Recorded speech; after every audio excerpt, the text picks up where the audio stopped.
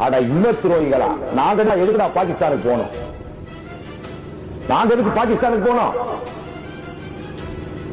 நம்ம அந்த மண்ணின் மைந்தர்கள், நாம் இறக்குமதி செய்த மார்க்கம் தான் இஸ்லாமே ஒழிய நாமே அரபியர்கள் அறிவு கட்ட முண்டோம். நீ எந்த தேசத்திலிருந்து வந்த ஒரு வந்தேறி நாடோடி மத்திய தரை கடலில் இருந்து வந்தாய நாடோடி, உனக்கு இந்த மதமும் சொந்தமில்லை, இந்த தேசமும் சொந்தமில்லை. யாரை பார்த்து சொல்லுகிறாய் அந்நியன் என்று? இந்த மண்ணின் சொந்தக்காரர்கள் நாங்கள், இந்த மண்ணின் மைந்தர்கள், சன்ஸ் ஆஃப் தி சாயில்.